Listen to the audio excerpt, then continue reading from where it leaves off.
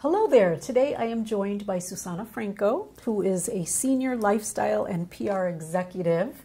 She is a former news reporter, news anchor, news producer with about 10 years of experience at least, and a former graduate of SDSU and the City College program, the radio, TV, film program, which is where I know you from because you used to be my student long ago. And I brought Susanna in here today to talk a little bit about her career, and to give advice about anyone who's thinking about going into this industry. So tell me about your early days in media. How did you actually break into the field?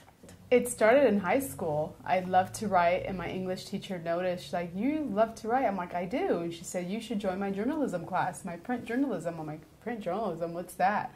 And she introduced me to journalism, and I fell in love with it right away. I love the fact that I can just get out of class and go interview students and teachers and coaches and then write about the stories that I hadn't covered. And from there, I was hooked. She's like, "San Diego State has a great program. That's my alma mater. I highly recommend it if you want to get into broadcast journalism." And so thanks to her, I ended up at San Diego State in the broadcast journalism department. Wow.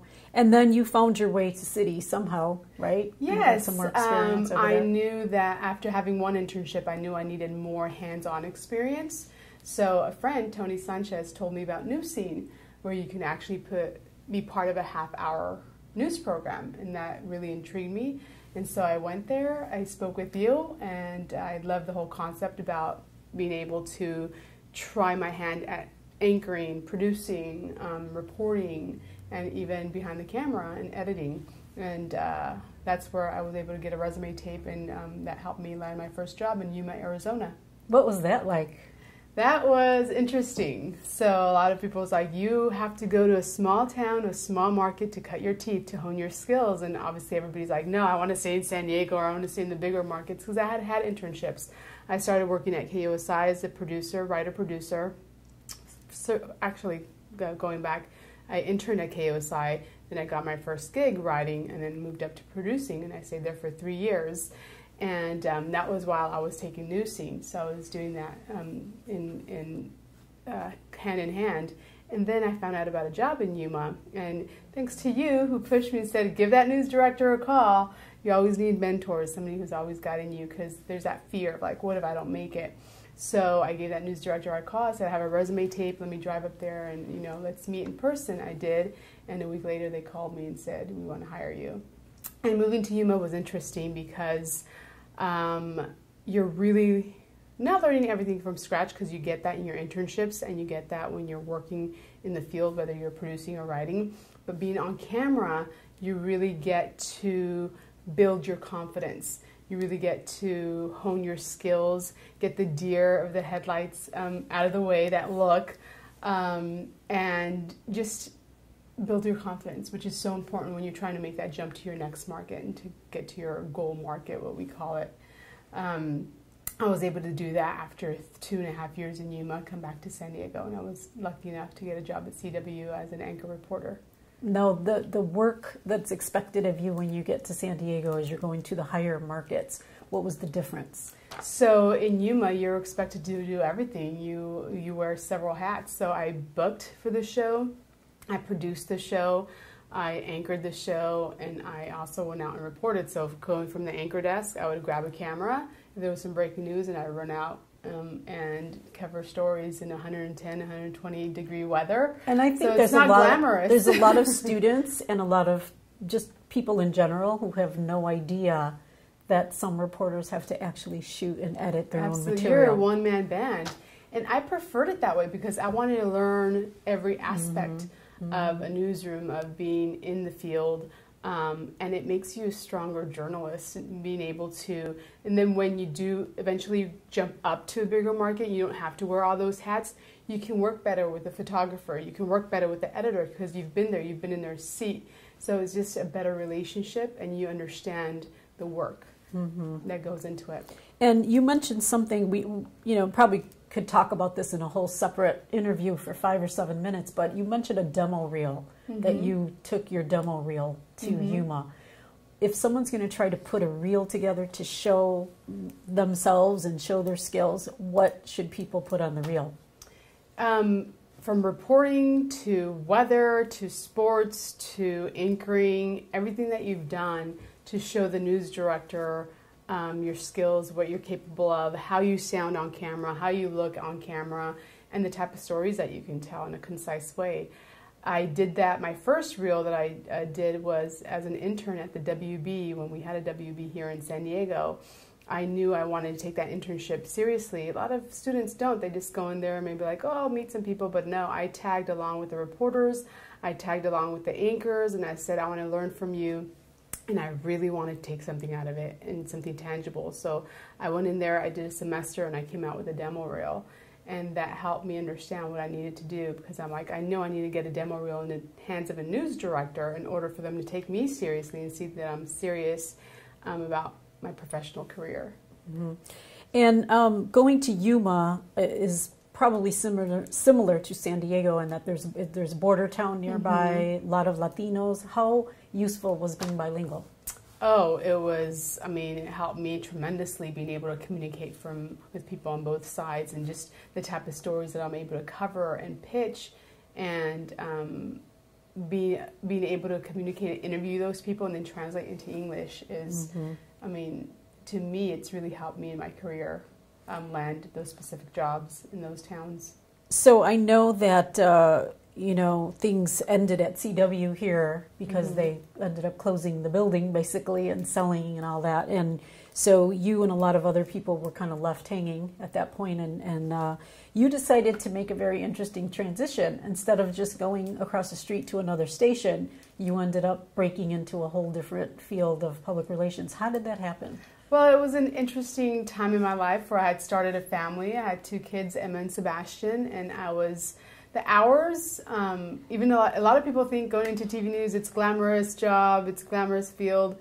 Well, it can be. It's also very difficult because of the hours. And as a mom, I wasn't interested in working the evening shift because I wanted to be there for my family for dinner time and bedtime.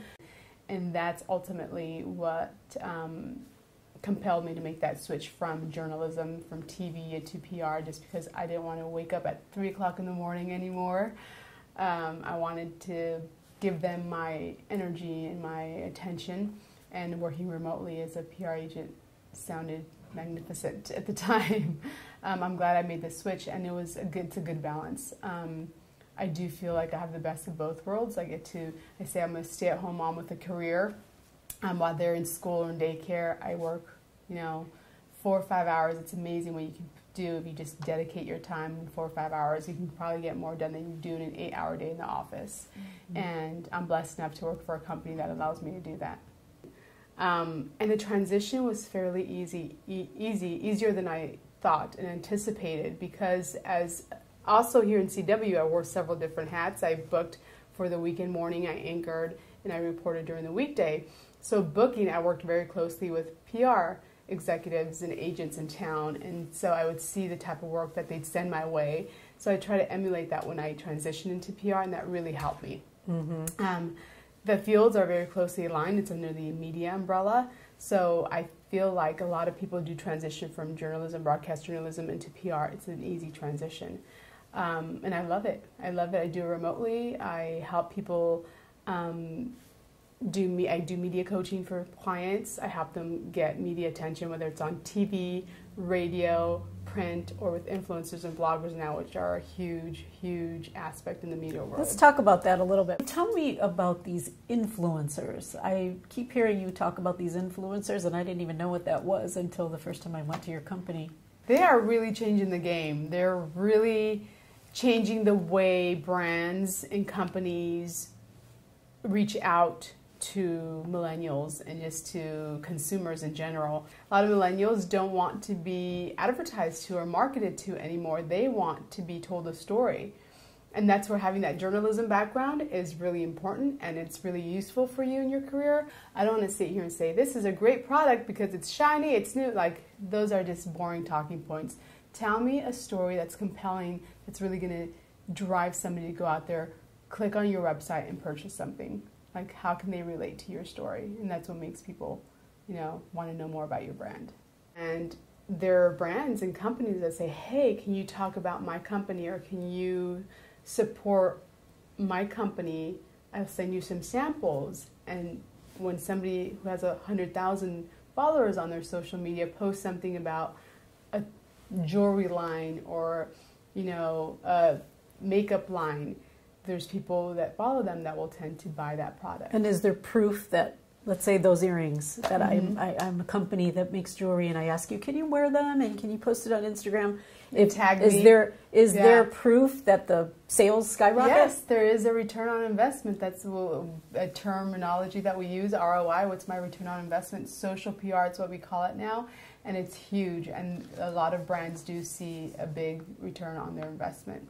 More so than just PR. That's amazing. So centered around that arena of social media and public relations, what are some job titles that people should look for, that younger people should look for? Social media specialist. I mean, if that's something that you're constantly on the phone, you're constantly on social media, you can make money off of that working for a company.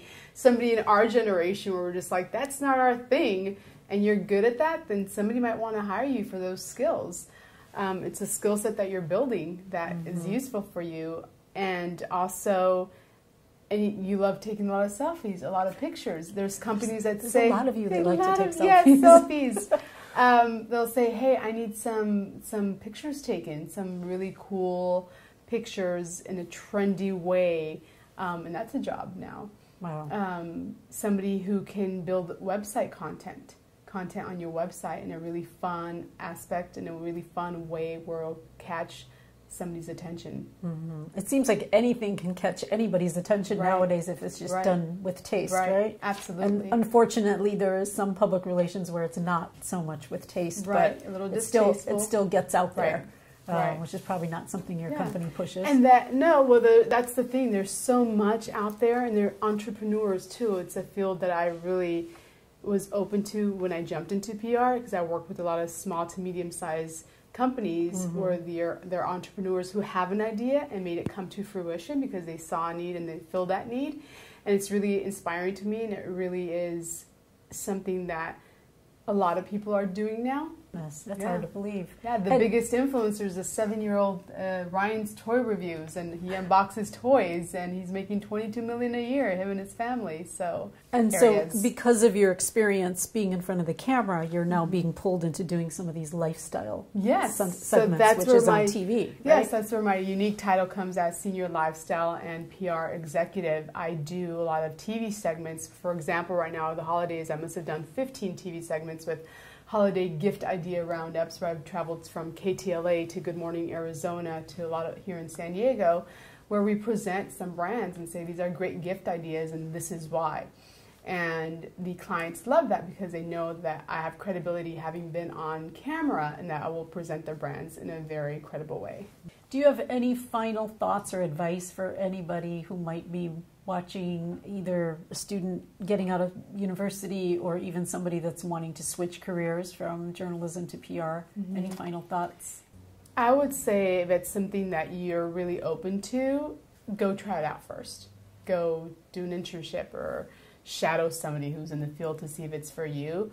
But if you already know that's what you really want to do, it's an easy transition. I never thought I'd end up doing PR. I was, broadcast journalism, that's my thing, and I'm going to stick to it. Obviously, because of life and having a family, I was drawn to working remotely from home, and I was able to make that transition, and it was a lot easier than I thought it would be. Just because it's under the same umbrella. I work closely with PR executives as a booking producer at CW and the anchor. I'd see the press releases that would come through. So I'm like, okay, I see how it's done and I know how we can do it. And also you're thinking, as a producer on TV, you're thinking what works for TV, the angles that work. So when you're on the PR side, you have that knowledge. So it's a lot easier. Like, this would make a great TV segment.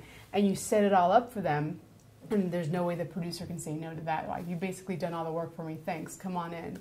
And that's what helped me and led me to do lifestyle segments. I set up entire segments for the producer. I just walk in with the products, it's set up for them, and it's an easy day for them. Awesome. Susanna, thank you so much. I really appreciate her being here today and all the great advice that you gave. I am especially proud of you. Thank you. Because I knew you long ago when you were just a budding student, just trying to learn it all, and to see where your career has gone over the years is really, it's really something to see you. I used to watch you on Saturday mornings as an anchor. I'd be like, oh my goodness, there's my little student. So thank you once again. And thank you. You're Thanks to you, I am where I am. Thank you. Let's hope that something that you said will catch on to somebody out there. Absolutely. That might be where you were 15 years ago, right? Absolutely. And I'm always open to help anybody who's needing it. You can find me on social media. Thank you. Thank you. Yes, thank you. Thanks.